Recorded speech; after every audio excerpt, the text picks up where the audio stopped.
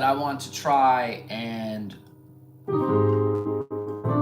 have a conversation at length about the topic. So those who want to get into the nitty-gritty details of what I'm talking about, you can come here and follow up on those ideas. I'm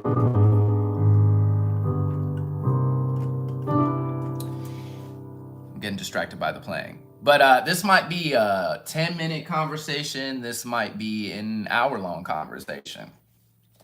But I think this is a really important topic, and throughout my week, I've gotten in the habit now of thinking about something that I think is really useful to the music community. Yeah, the music committee and the music community. Well gone, Olivia. Here is today's topic, without further ado. Are you practicing pattern or principle? What do I mean by that? Well, this not only applies to music, I think it applies to life, maybe in a really deep way. I think that life in its inception and its beginnings is about pattern. You know, when you're a kid, you don't know what the hell's going on. One can argue you never know what the hell's going on. But as a child, you're using pattern to develop your ability to recognize language. You imitate people's movements. You're just trying to get an understanding of what the thing's about. Maybe I might not even say you are trying to get an understanding yet. Like when you're a little kid, understanding isn't really in the vocabulary, like mentally. You're just trying to replicate, right? And then through that replication, you develop this set of patterns that you use to get what you need, right? If you find out that saying hungry gets you food, okay, you know what the pattern is. You know the pattern is I say hungry and food appears, hopefully, Jesus. And there are all sorts of patterns like that. And pattern is so beautiful for that reason. If you replicate and imitate other people's patterns, you can get to a point then where you can start digesting and understanding the principle. And that is where, in terms of music, in terms of life in general, I want to talk about how we can get beyond pattern and into principle, right? Because if you only stick to pattern, your life will be limited to that pattern. You won't get the advantage of all the creative life choices that come out of the principle underneath the pattern, okay? I had a couple questions in the chat and I will answer them, some of them. I think someone asked where I'm from. I didn't ask where I'm from, where I'm at is New York. And I do want to say before we continue on this discussion that I will be hosting a jam session tonight. So if you're looking to hear more, you know, if you really want to hear me do my thing, okay? Right now we're talking, but there will be an opportunity for more music. And that's going to be from 9 p.m. until 1 a.m. Eastern Standard Time. So you should tune in, full band.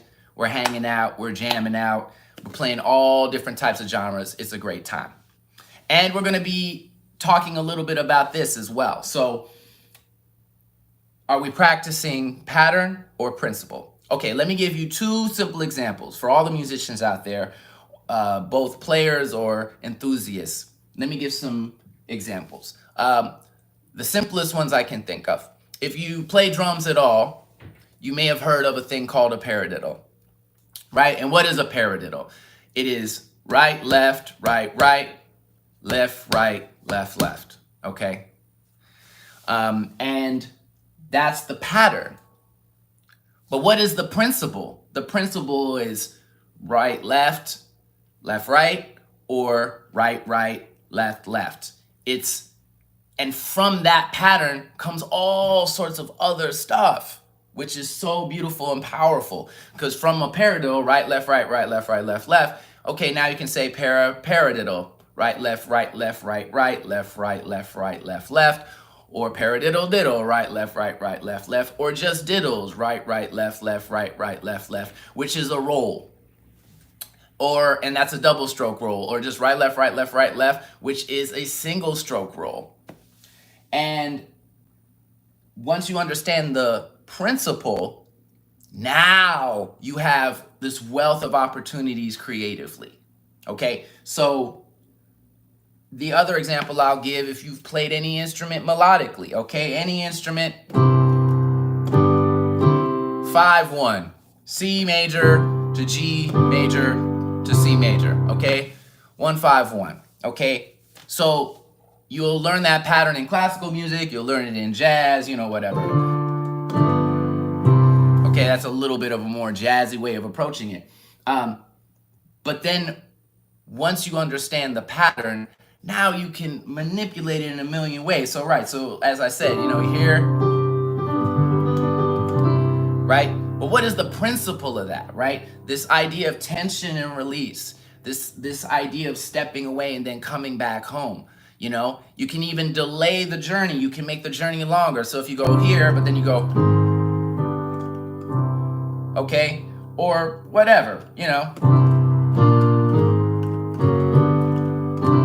that's still just 1-5-1 in its essence, in its principle. But now you're getting into more advanced and interesting things. So maybe you're going,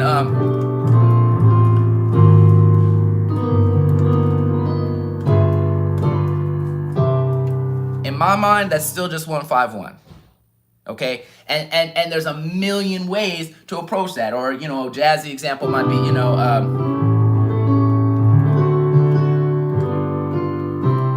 okay, now that might be 1, 6, 2, 5, but in my mind it's still just 5-1, 1-5-1, 1. Okay, you can add and subtract all sorts of stuff, right? It's a little out.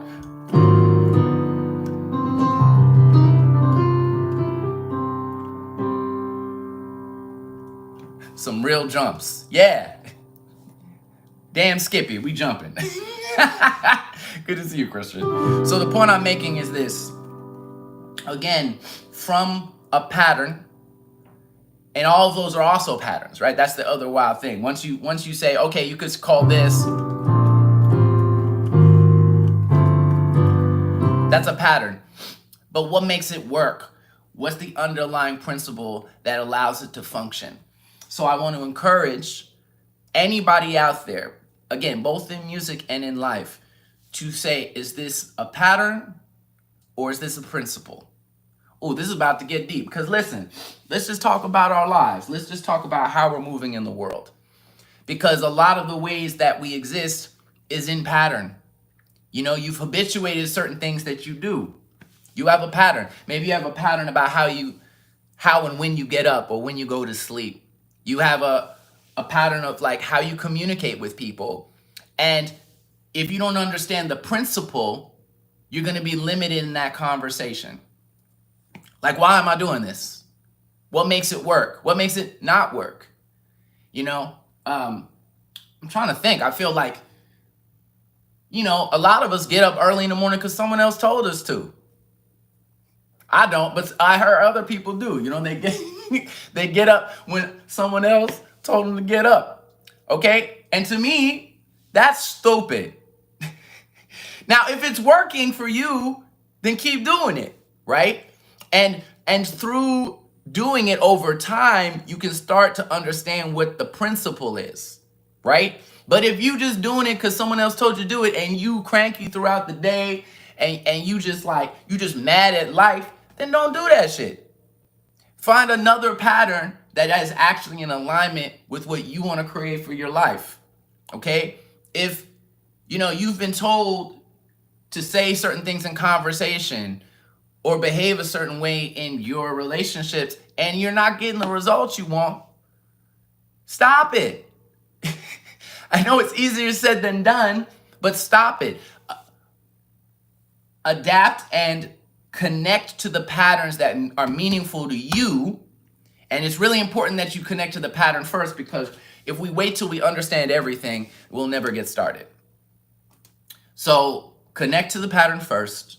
Find patterns that feel good, that feel right, that feel like they're creating the results that you want. And then over time, you will develop an understanding of the principle. I'll give an example, musically speaking. Like, I've been playing who knows how long, 20 years, something like that. And just today, just yesterday and today, I was really thinking about, I don't know how to articulate it yet, but I feel it and I understand now, like, a principle that makes it work. One thing I think that's really cool is that, not even really cool, I think essential within music is the art of understanding something so well that you no longer have to understand it. What the hell does that mean? That means that when you sit down at your instrument, you're trying to offload. You don't want to have to think. You want to know it so well. You've developed and understand the principles so well that you can just go. If you ask any serious musician, someone who can do crazy shit, it's because they have developed that skill. And when you ask them, what did you just do? They don't know. They may be able to give you some description, but anytime I've heard anyone ask that question who doesn't understand what they're doing, they'll say, I also don't understand what I'm doing. But that's not because they don't know. It's because they've connected so well to the principle that the pattern is kind of irrelevant. You see what I mean? Like, okay, whatever. Like, I was playing we're in C minor here, okay? And I was just thinking about the power of, like, I'm still feeling secretive about it because I feel like this is like so fire. But you know, just 5-1, okay? G and C in this case, right? And as opposed to like trying to do a whole lot of motion, allowing that to be the gravitational force in what I'm playing. So no matter what I'm playing on the other hand, okay? And right now I'm picking random stuff. And I've developed habits, so, you know, maybe that informs some of those choices innately too. But I already am just like letting my hands do their thing. I'm not even worried about how it's gonna sound because I know it's gonna sound good. Okay, and that allows me to be free in my playing. And then I was thinking about, oh, okay, but what if I did? Okay? Or, okay, what's happening there? All I'm doing is the principle behind what I'm doing is I'm taking that 5-1, okay? And I'm adding, instead of 5-1, I'm flatting the 5, and I have this shape in my left. Okay? That is the unifying force behind everything I'm playing. So now, no matter what I play on my other hand, and I mean seriously, like some of this stuff is in the key, okay? We're in the key. Now we're out. And personally, I think that sounds beautiful. Let me go farther out. Let's say this. That's like a B major chord, and we're in C, right? Okay, do this.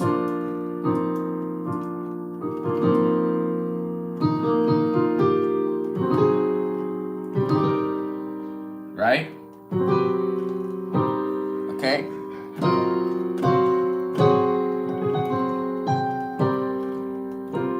I cannot overstate how much I'm doing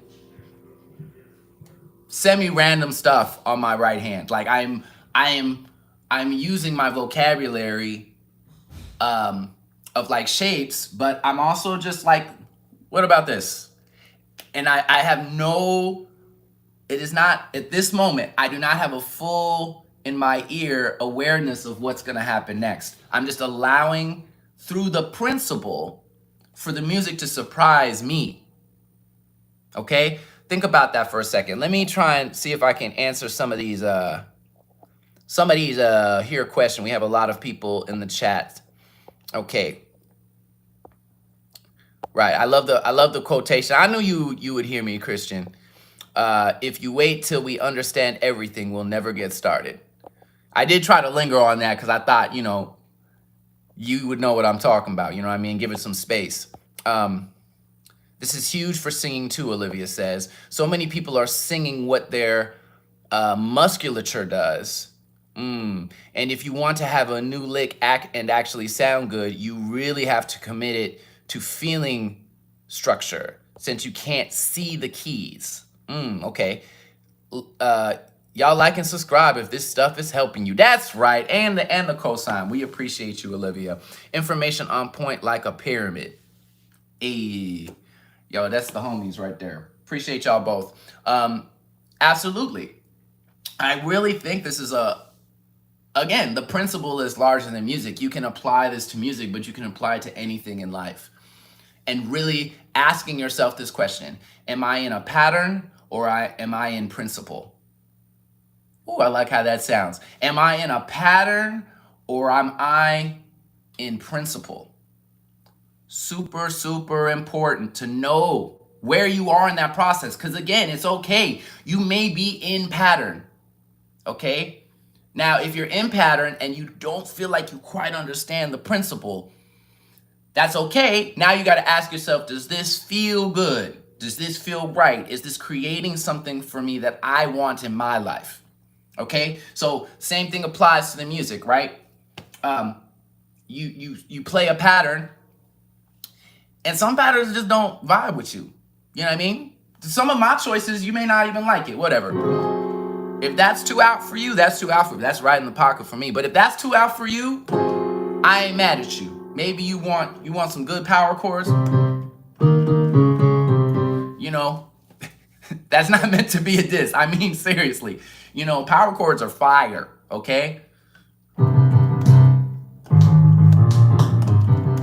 It's breaking my whole power chords. That's too much rock and roll. It's breaking my sound system. But sitting in pattern and just finding the things that are valued to you innately, and then developing principles. So getting back to what I was talking about, maybe I'll try to expand a little bit, right?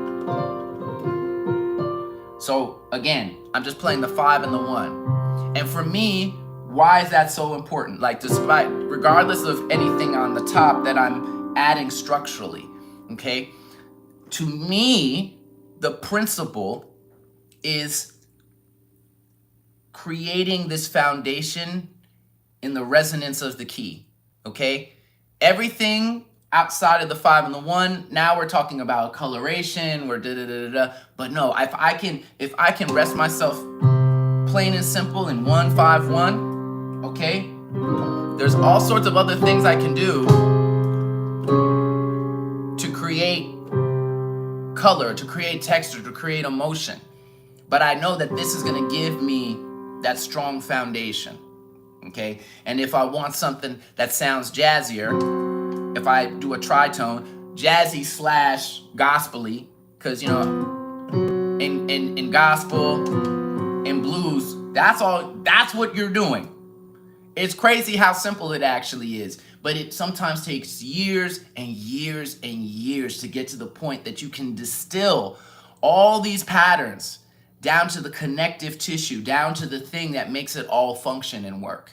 And what's so beautiful, again, is that once you have that connective tissue in your mind, in your body, now the possibilities are limitless.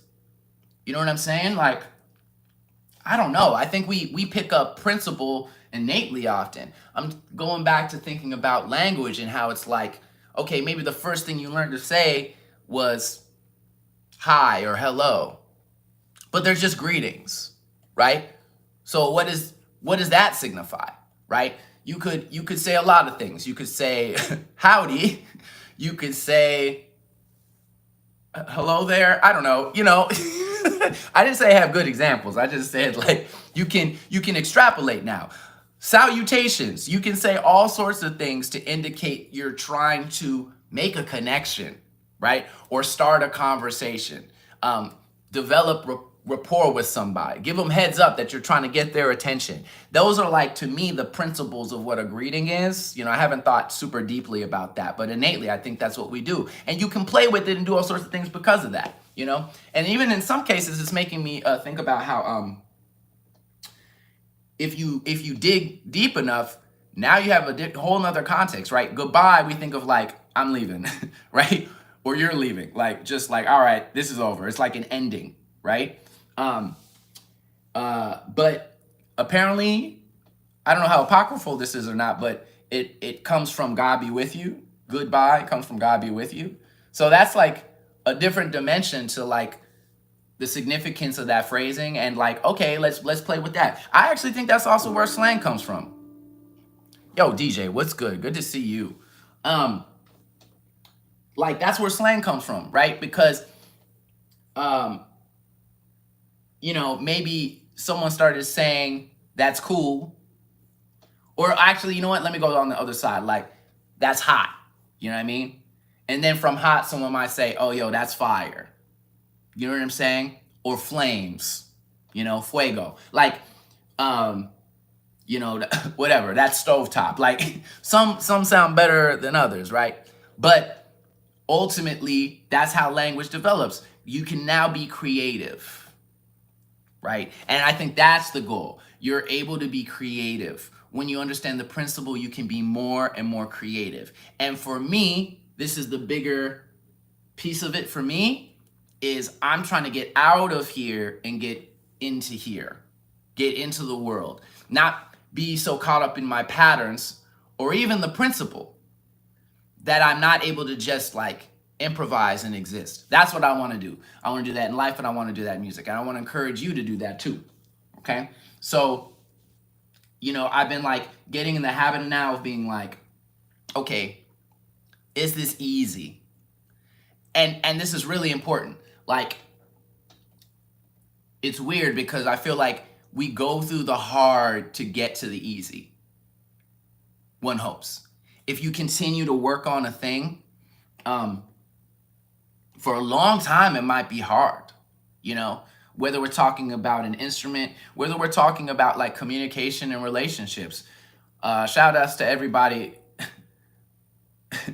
I don't know what emoji to tell you to do, but like, put your hands in the air if you have a significant other. And that, a lot of that time, communicating with those people and finding center ground can be hard.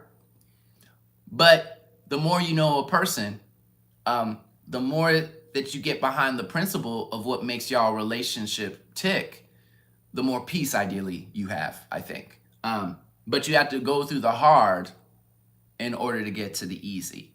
And it's important to say, I am trying to get to the easy, right? Because some of us just rest on hard forever. We just sit around making shit hard, making shit complicated. And let me be clear, in music, that don't work. Because if you're in the hard forever, if you're too much in your head and not enough in your body and not enough in the room with the people that are on stage with you or who are listening to you, you're not going to get the results you want. Sorry, not sorry. It just is what it is. I've tried. You think like, oh, I'm going to practice this, or I'm going to work on this thing on stage. Not going to happen, my friend. It's not going to happen. Instead, you have to find ways to make it easy and make sure that that is your objective. Not even that it just sounds good or that people are impressed by it, that it's easy, right? The notes should fall out of your mouth. That was a weird thing to say. The notes should fall out of your mouth or out of your hands. You should be aiming for the point where when you're playing, you're so relaxed, it feels like you're doing nothing. And one might argue you get to the point, see, this is where I go off script here. You get to the point where you aren't doing something, but you is doing something, right? Where you're able to be a witness to yourself. You get so comfortable in the principle, in the nature of how your body moves, how things sound, being comfortable in that space, that now you're able to enjoy. I think the objective, or one objective for me, is to enjoy what I'm doing as much as the audience is, right? I've been in a lot of situations where I think I sound good or people tell me I sound good, but I wasn't enjoying what I was doing because I was so in my head, or I was so into like the patterns that I wasn't able to just exist.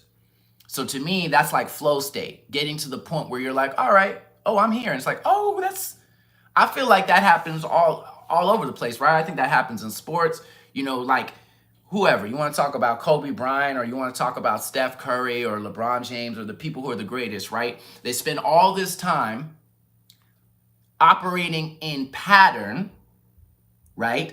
Operating in pattern and creating oh wow, something else is occurring to me now. They're operating in pattern and in a diversity of patterns. That's what's also really important. I think that's a key factor into how you get to principle.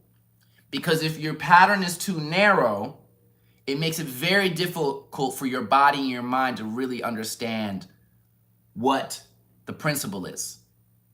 Okay, what's a good example of that? Let's see. God, it can be anything. It could be dancing. I just think it's like anything in life. If you only, let's say you only ever practice one dance step, you know what I'm saying? You might get really good at that dance step. And one could even argue, I heard that, I forget who said this, but I was on the internet. I'd be doing that sometimes.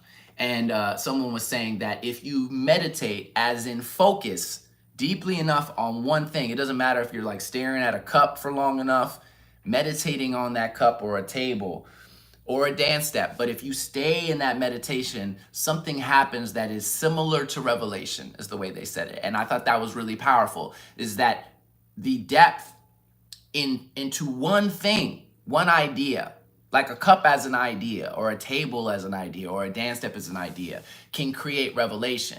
But I also think that through diversity, right, the more dance steps you do, the more you're like, okay, I'm working on my footwork. So, okay, today I'm doing salsa. Or maybe you take a year doing salsa. You know what I mean? You get deep into salsa, and then you move on to doing some hip hop steps. And then, you okay, now I want to double back and let me get into the principle of the electric slide. Because you know what?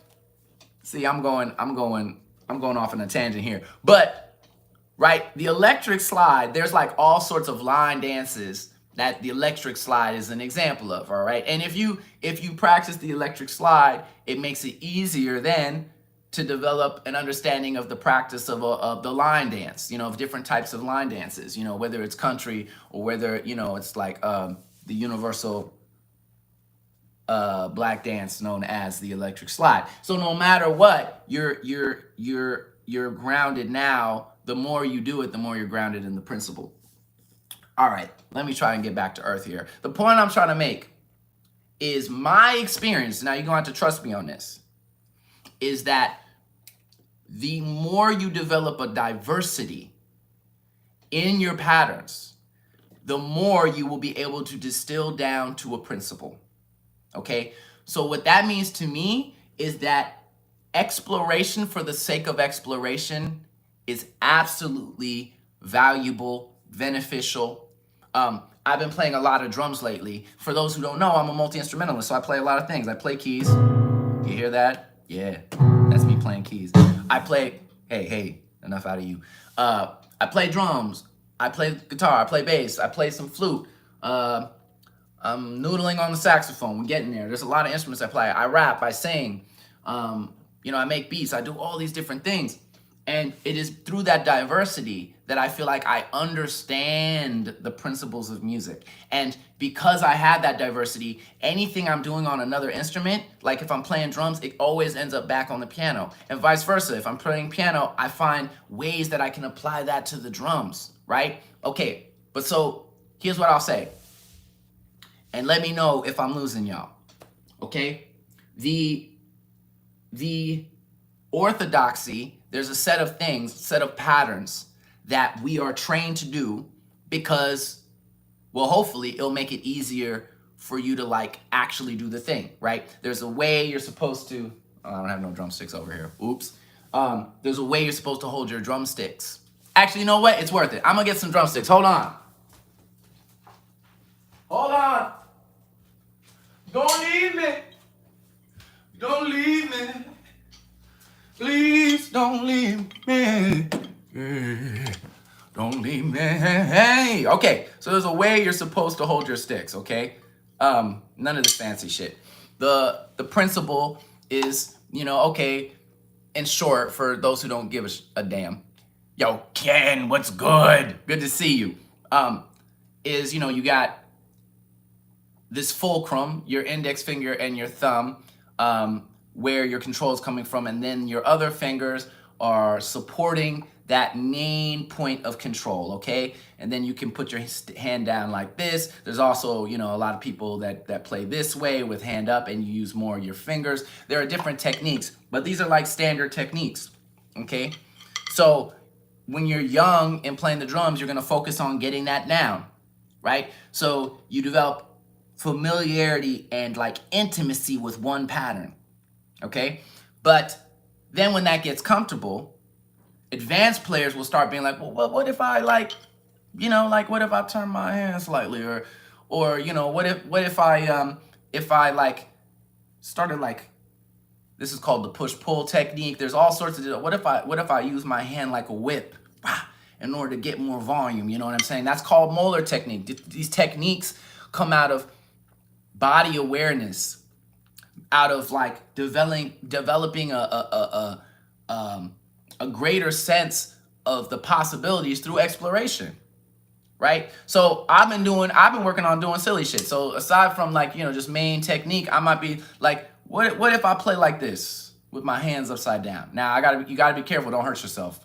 I am not liable if you hurt yourself doing some silly shit. However, because this looks silly to me, I don't know how it looks to you, but it looks silly to me. However, every new position, okay, I may never use that position, even though I did find a way to use that. But like every new position, okay, I may not find it's particularly practical in how I play. But the more that I've just like challenged myself to put myself in new environments, also I think that just does something to your brain. I think that's really important to recognize, that like actively fighting against comfort zones. Actively fighting against comfort zones. Don't get so stuck in your pattern, because I feel like this is universal, y'all. Like, it's crazy. It's like whether, you know what? I keep coming back to just like conversation, right? But have you ever been in that that situation where you're at a teller, you go to some place with a cashier and they say, whatever, they say, what would you like today? And you say, I'm good. You're like, and just like a cloud forms over your head, like, I'm stupid. You just feel like an idiot because, you know what I mean? And, or like, oh, here's a good one. I've done this a million times. They'll be like, enjoy your meal. And I'll be like, you too. Like, what am I talking about? They're not even eating. What am I talking about? They're not even eating. That's what I mean. It's like you can get so comfortable in a pattern that you've disconnected to the principle. You're not focused anymore. You're on autopilot, so you're just like, you too. You're just saying you too to everybody around you. You too. You know what I mean? You're not even, or you ask how somebody is and you don't care how they are. You just know that's what you're supposed to do. You're operating in pattern as opposed to principle. So that's what I think is the danger of like overly operating in pattern. Okay, at the risk of being redundant, right? Like I don't want to like beat a dead horse here, right? But yeah, don't get addicted to the pattern. And the way you do that, to me, that's why it's really useful to say, instead of always saying hi, now you say how you doing, why you say howdy. You think of like, what are other ways that I can like get behind this idea of starting a conversation, Instead of bye, I'm going to say adios, or I'm going to learn how to say bye in German. It's like a Wiedersehen or something. I'm going to learn how to say it in different languages, or whatever. You're like, goodbye. Like you find different ways to do the same thing To me, this is so essential to life and to music. That's basically all I want to say. Let's look in the comments here. I see folks is chatting. So before I get off, I think I've made my point here. I do want to say, if you guys have any questions, now would be a good opportunity. I'm going to read back here and see if there's anything to extrapolate on. Okay, let's see. Christian says, yeah, I didn't ask to be a multi-instrumentalist, but it is beautiful to appreciate other instruments outside of our primary. It's like reading fiction, exploring other characters, growing empathy. Yeah, because I think ultimately so much of life is also about perspective. So even if you never get good enough at any other instrument in order to like play it on stage or even enjoy it by yourself, hopefully you're enjoying it the whole time, because again, exploration to me is just fun by itself if you allow it to be. But you know, if you never get to the point that you're able to play it on stage, now you just, no matter what, I think you have more appreciation. Maybe you have more gratitude even. You know what I'm saying? If you pick up a guitar and you're like, ow, this hurts my fingers to do this. Maybe now you just have more appreciation for the guitar player and what they contribute to the band. You know what I'm saying? Like the amount of time and energy it took to do all these incredible things that maybe before you're like, oh, this sounds good, or I can tell they're skilled, but now I'm like, wow, like props. You know what I'm saying? It just, that perspective, that empathy, right? If you like, I mean, that's, I think, a big problem in the world. It's like there are people out here now saying that empathy is the problem with the West. No, the lack thereof is all of our problem. The more we're disconnected, the more we do dumb and hurtful shit to each other. That's what I think. So yeah, having perspective, like that will allow you to be like, oh, okay, if you're a drummer, I know Christian, you're a drummer, right? If you're like played some guitar, now you're in the mindset, like you understand more why they're making the choices they're making. Or maybe you know, like for instance, you have more of a context for, oh, this is something that might be easy for them versus something that's hard for them. So now you're able to like gel better because you know like how far you can push somebody. Or, you know, like if this is in their comfort zone versus outside of their comfort zone based on the instrument. It's like infinite, the power of like developing a perspective outside of your own, you know, walking in someone's moccasins type shit, you know? Okay, what else do we have in the comments? Any other things to extrapolate on? Let's see. Wow, I just see Ken talking about I'm a cheater. What does that mean? Okay. I'm a cheater. I use an wow, my brain just turned off. An Akai MPC that gives me scales and chords and sounds at my fingertips. It's also great for sequencing all my beats. What you real musicians would call a computer programmer. Yeah, so here's what I'd say. Like, my instinct is like, I think I'd have to think about it more, but like, I wouldn't call you a cheater. Like, I think that there is like depth in everything. You know what I mean? You can find the depth, like find the depth. Find the depth. No, find the depth of anything. So like people who I know there are people on the MPC who do things on the MPC that no one else can do. You know what I'm saying? And there's wisdom in that. Like maybe you don't want to nerd out on understanding scales. I would encourage you to if you're involved in music. But even if you're just using it, oh, that's so interesting. I don't know. Like now I'm thinking like, even if you're just using it as a pattern, right? You're sampling a scale or you're sampling a set of chords.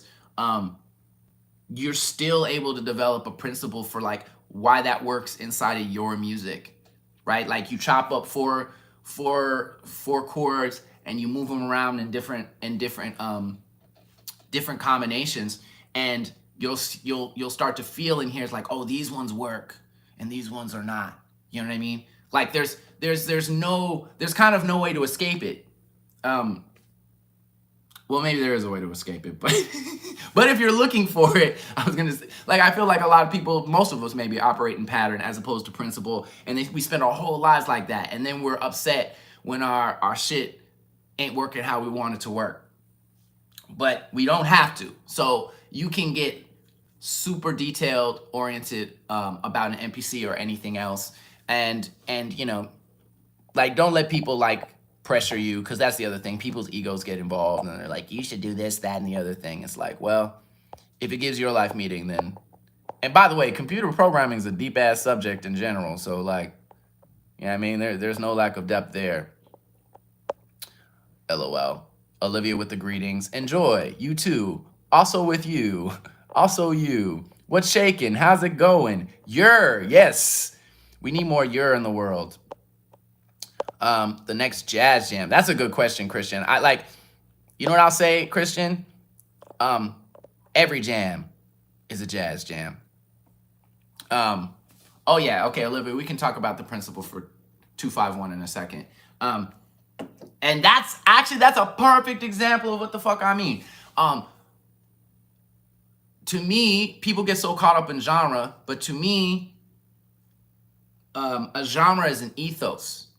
There's something, a principle underneath what all those jazz musicians did and do that makes it function. And it's not necessarily whatever, fancy, oh, and my volume's off. Fancy, it's not necessarily fancy chord shapes, you know? It's not, you know, oh, it's not altered dominance. That's not what makes it work.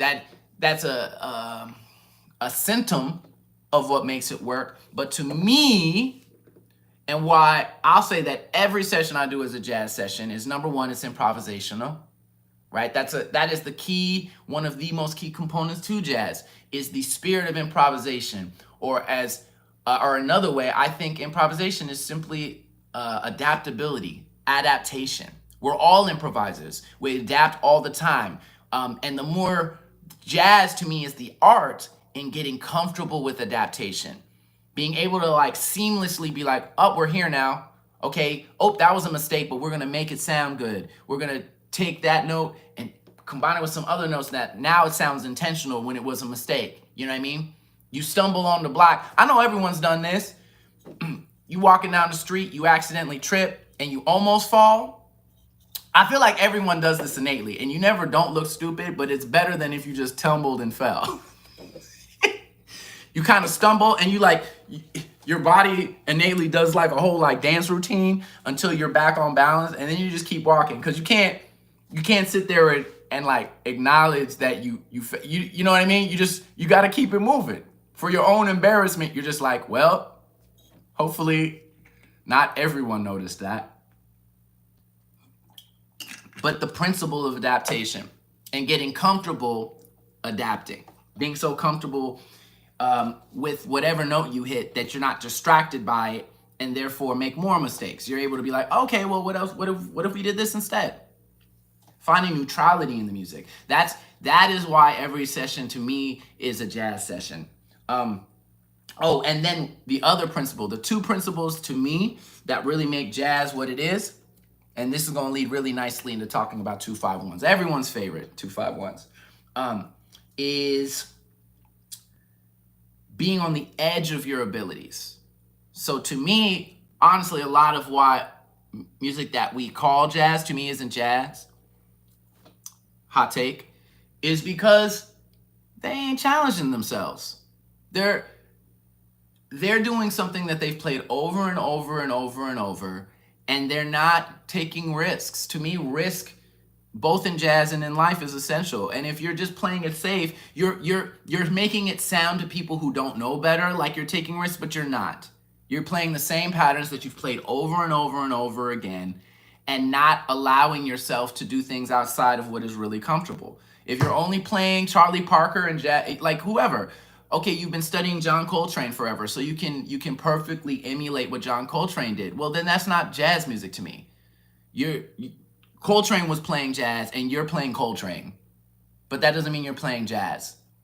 The jazz would be actually to step outside of those patterns and to be inventive with those patterns even, and create your own patterns, and now you have your own voice. Now you're playing jazz because it's scary to give your own opinion. It's scary to be like, well, actually, you know what? I think this. Even when everyone else might not agree. That's a whole different dimension to the music. So that's what I would say. The principle is standing on the edge Wayne Shorter, very famous saxophonist, composer, one of my idols, said that to him, jazz is like saying, I dare you. And I think that is so beautiful and so powerful. Jazz is saying, I dare you, right? Let me give a quick example of why I think this is true, because I have evidence, okay? I can cite my sources. The difference between a lot of these modern guys and the guys in the studios back in the 50s and 60s is a lot of them had never played those songs before, okay? When Tommy Flanagan, the pianist on Giant Steps, sat in on Giant Steps, he got the music that day. Who knows? He might have 15 minutes, maybe he had an hour to mess around with it and get a sense of how to play Giant Steps. A song that to this day, musicians spend years and years and years getting to the point where they feel competent on, okay? Now, I bring this example up because it's pretty universally acknowledged that he shat all over that solo. Like, it was not his best work. He didn't know how to play over it. He didn't know how to, like, make it sound intentional for him. But you know what? I respect the hell out of him for that. Because those guys were like, well, this is a recording date. I got paid to play, and I'm going to play. He didn't say like, no, man, I need to take some time in the shed. There was no time in the shed. You had the time you had, and he sat down and he played it, okay? And maybe it was terrible, but he played it, and that's jazz to me. And that solo, I'm sure Tommy at the time, he didn't think to himself like, oh, well, this is actually probably going to be like immortalized. Maybe he's like, this is going to be an album cut no one listens to. He didn't know that every musician in jazz music for the next 100 years is going to like listen to that and listen to that solo over and over and over and over again. It's like every anxious person's worst nightmare. But that's why it's jazz. Because he said, you know what? I'ma just do it. That and I might fail, but I did it. So that's why, to me, anytime I'm playing, I'm operating with those principles. I'm trying to take risks. I'm trying to make mistakes. I'm trying to have freedom in how I play. And that's more important than if I'm playing a 2-5-1 ever. Okay? Don't get the two confused. 2-5-1 is the pattern. What I'm talking about, to me, is the principle. All right, I'm gonna get into this conversation about 2-5s because I also feel like everyone loves 2-5s, and maybe it'll help sum up this thing. Wrong to ask, bro, how start learning it? I need you to be more specific about what it is, and hopefully I can give some insight. Time to go on a witch hunt. R.I.P. Wayne Shorter. That's a great song. I love that tune. Okay. So, Olivia, you still there? You want to talk about these 2-5s real quick before I get out of here? I'm going to take that as a yes. Okay, so 2-5-1, what's the principle there? So, I actually feel like I touched on this in the beginning, right? But when I say 2-5-1, that is a further extrapolation on this idea of 5-1. Okay, and what's the idea of 5-1? Right? To me, the 1... or the tonic, or in C, of course, because, you know.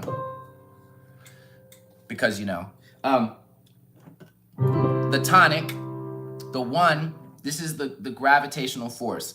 And a lot of whatever, music theory stuff, they associate it with home. This is your home base. And what does that actually mean? Home base means this is where you feel comfortable. This is where you feel safe. This is where you feel resolved, right? Where you feel peace, where you feel completion. Ideally, now, depending on how you grew up, that may not be your association with home, but I think that's what you want it to be, right? Safety, security, peace, completion. You know, at the end of the day, you go home, right? When you're tired, you go home, okay? You feel safe. You can close your eyes and be unconscious for 8 hours and ideally not worry that something's gonna happen to you. That's what 1 is. The 1 represents that. You've established this sense of gravity, this sense of no matter where else we go.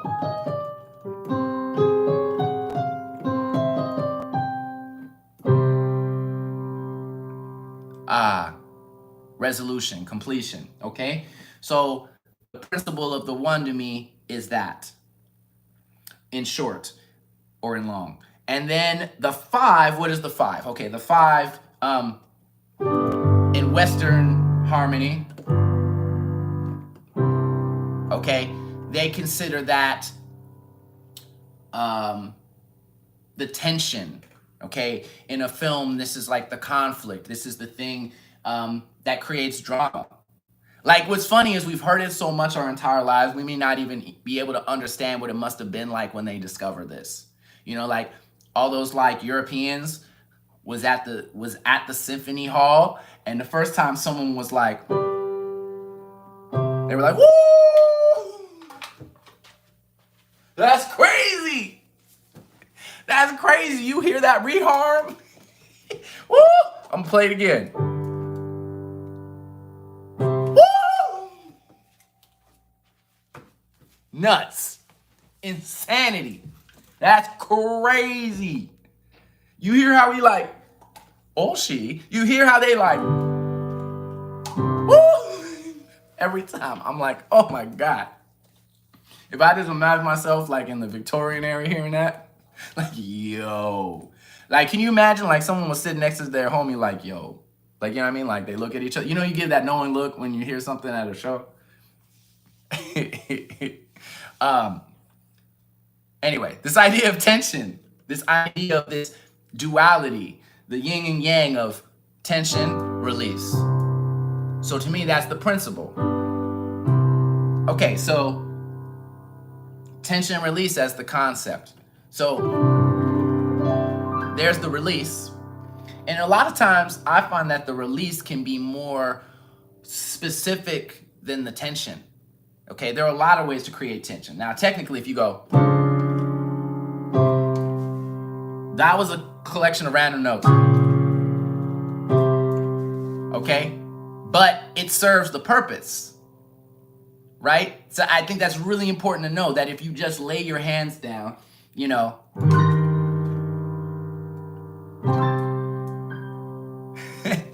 that it serves the purpose of tension. It serves the purpose of conflict, and then you bring it back in, and that means, you know, there's a whole spectrum of like, there's like so much beauty, and I think part of being a good musician is like developing a sense of how dissonant, like how much tension you want, right? Is this like a little jump scare, or is this like a huge plot point? Is this a plot twist? You know what I'm saying?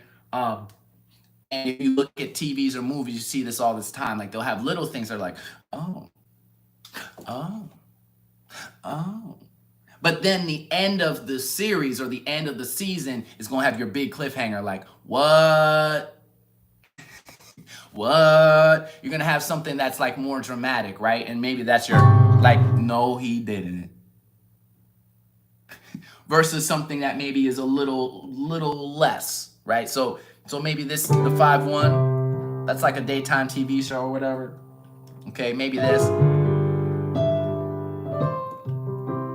Okay, that's like the end of an episode. But maybe something like this.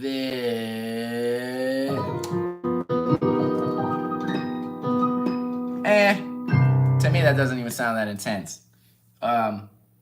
What's the weirdest chord I can think of? That's kind of pretty though. You get the picture. Understanding the principle, it gives you so much more options. And to further that, to me clear, if you understand it's like it kind of doesn't matter. Like you don't have now.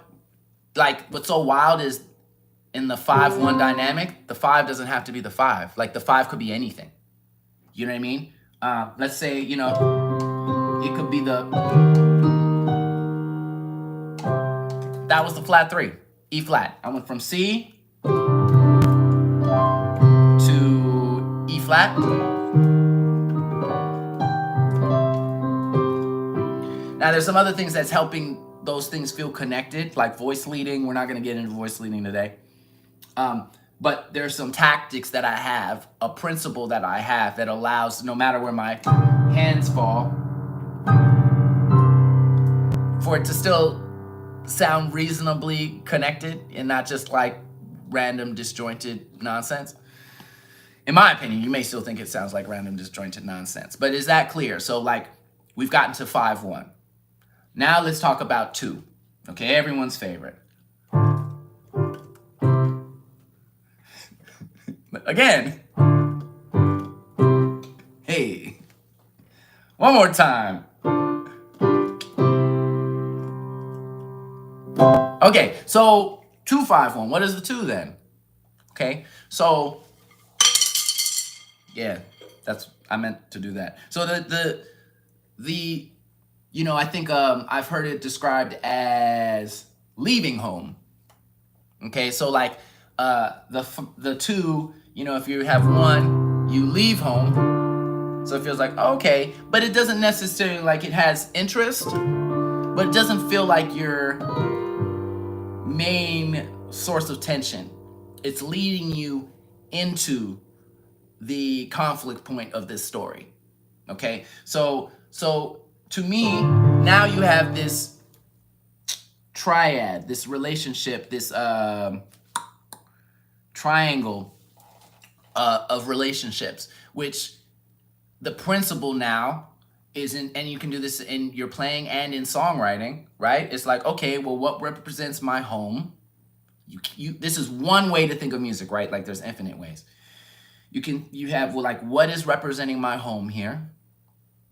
Not even just in sound, but like I think in lyricism, like the way you're writing, you can think of something as your home. You have your big plot point, your big source of conflict, which is your 5, and then you have like the lead up, the story arc development, and that's like your 2. Okay, so once that is in place, now again, your 2 doesn't have to be a 2. Your 2 doesn't have to be a 2, and your 5 doesn't have to be a 5. Stick with me now. So the point is, if you have your 1, okay, and you want the idea of leading into your conflict, leading into the major plot point of this story, maybe your chord is, because we're in C major, maybe your chord is A flat major to your 5, which is G. Okay, so in this case, whatever that is, your flat 6 represents your 2. It creates, okay, we've moved away from home, like we're clearly not home anymore, but it's not exactly giving tension. It's like there's like some comfort there. And then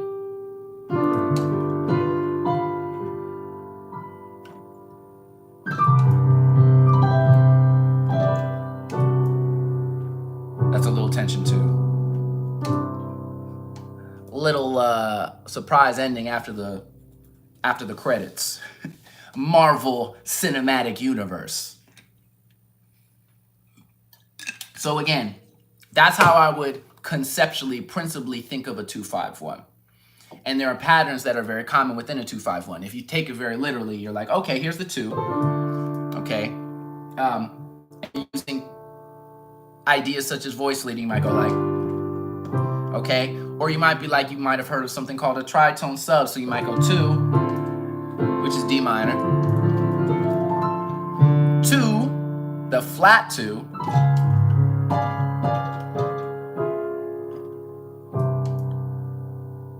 to the 1.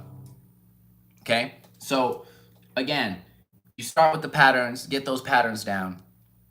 And people, then people do all sorts of shit where like they'll be like, okay, I'm gonna do a 2-5-1, but they might go, and what was that? You created additional tension and interest by starting on E flat minor, A flat 7, D minor, G7. A little more tension. The possibilities become infinite. Okay, I'm coming up right on an hour here, I think, unless we have any other questions from the chat. I am going to read what people said before we sign out. Let's see. Falling behind.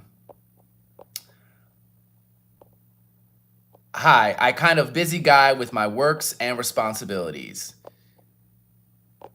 Is it learning piano even? I'm assuming you mean that if is learning piano just like in your evenings effective? Absolutely. I just want you to know that number one, listen, it's a marathon, not a sprint. So whatever you're interested in music, do a little bit over a long period of time and it adds up. If you only have 10 minutes a day, do that.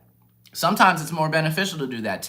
If you have to only 10 or 15 minutes of like focused time, it's better to do that and you're less likely to injure yourself, especially in the beginning. And it's gonna give your brain plenty to chew on. Like your body has to get used to what you're doing with your fingers and what you're hearing and all of that. So do it. And I can't tell you how long it's gonna take. That depends on a lot of variables, but it is worth it. And it can apply not only again, the pattern will not only apply to music, but hopefully you'll be able to find some new things for your life. That's what I try to do. The piano teaches me things about myself, and that's why ultimately more than anything, I find it valuable. Okay? If, as an example, if I'm playing and I find that I'm really upset about a choice I made on the instrument, if I'm having a hard time forgiving myself for my mistakes, then that's something I need to look at. Why is that? Why am I having a hard time forgiving myself for my mistakes? And if that is, and often that is what's hindering you from developing what you want on your instrument, not so much the instrument. I like to say that music is easy, we're hard. We make things complicated, we make things difficult, we're stubborn. We have our ideas about how things are supposed to be versus they aren't, right? But if you can get over that, if you can forgive yourself for mistakes and be like, oh, okay, that happened. Now I'm more present to the music. I'm more able to engage with my instrument and with the people in the room I'm playing with or listening to me. So take the time. Go ahead. Take a little bit of time.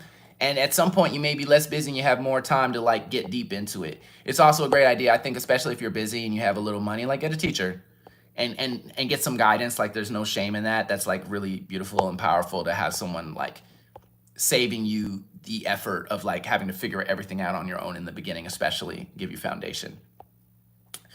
Christian says, I am more interested in that, not that you called it this, but let's say characterizing chord progressions to enhance the storytelling, or more like characterizing movements. Yeah, I agree. I think that at the end of the day, and who knows, like I think there's all sorts of like evolutionary reasons for this, but the human being is very connected to stories. Stories are a way that like information, wisdom has been transmitted long before there was the written word. The oral tradition allowed us to center ourselves and figure out how to maneuver in this world. So stories are like at the center of everything. Like they're not an ancillary thing in my opinion, and there's like scientific data to back that up. Like storytelling does so much for us and is so impactful for our lives and our happiness. So like, yeah, once you get beyond like, all right, I'm playing piano or I'm playing all these chords, if you get so caught up in that, then you can lose sight about what matters. And this is the other thing, and I'm sure I've talked about it in the workshops before. Shout outs, I do the weekly workshop. You can look at the old lives and I deal with this topic. But I should revisit it, which is just like, okay, we learn chords, like we learn that like, this is C major 9, but what does that even matter? Like, onigiri, what's good? Hello. We learn that that's a C major 9, but what does that mean? It doesn't mean anything, right? Like, it means something when you're talking to other musicians, like it lets you know where you're at, kind of. It's like a point on a map. It's like an address. But it's not telling you what I think you really need to know. And what you have to decide for yourself, which is, what does that make me feel? What does that invoke? Because that's the story. That's what you need to know, right? Like how you say something can completely change your life. Like what it means to say something, right? Like we know that well, what's a good example? I was just gonna say, like, if you call someone stupid and you mean it, that's designed to hurt, and that's shitty, right? But you know that this combination of sounds, that's what I hope this isn't too abstract, but those combination of sounds um result in this feeling, and it changes the story because of that, by communicating in that way versus saying something kind or giving someone a compliment. So what do you need to know? It's like, to me, like, what does C major now? What does this specific chord feel like? It feels like light, it feels airy. I just saw like a blue sky, you know? I feel like light and like airy. I'm seeing clouds, like really like light, beautiful clouds, deep breaths, maybe even a meadow. Okay, and you know that also, and this we're not gonna even get into like how the same chord can have a very different feeling, whether it's light, high, or low. Like this is it feels like it has finality, but like it has some richness to it. It's like it's still sweet, but it's very rich. Maybe this is like a chocolate mousse. This is a chocolate mousse chord. Forget about C major 9. Chocolate mousse. Go to the chocolate mousse. But yeah, taking everything you play, whether it is a chord, a scale, a drum pattern, and asking yourself, like, what does this feel like? What is this? You know, does this drum pattern make me want to move? Does hitting this cymbal this way, does it feel soft or does it feel rugged? Like all these questions, like, oh, if I want to, because ultimately I think the goal to me is to be able to be like, yo, I want to be able to communicate frustration. I want to communicate joy. I want to communicate on the drums, you know what I mean? Like not even with notes, like, oh, I want to communicate, I don't know, flirtiness. Like how do you flirt on the drums? Like how would you play? That's a great exercise, by the way. I would encourage anyone, like take a feeling and see if you can play it on your instrument. Can I play these drums flirty? Flirty? Flirty? Can you play the drums with anger, with hatred, with contempt? Now we're just getting real dark here in the feelings. With exuberance, you know? Like, ask yourself that question and see what comes out that way, as opposed to, oh, what chord progression do I want to start with? No, ask yourself, like, what feeling do you want to get? And see how much you can connect those chords to the feelings you want, right? Because I only gave you one possibility. I'm starting easy, right? I might say that, or I'm like fucking up, but what does that feel like? That's a minor 9. This is very different than a little more somber, you know? Maybe melancholy, reflective. Now I feel like it was, you know, this was giving me sunshiny day, you know what I mean? Bright clouds, a blue sky, but maybe this is giving me overcast. It's giving me like gray. It's giving me sitting by the window looking out at the rain. Time by myself reflecting on life, you know? Maybe mourning a lost love.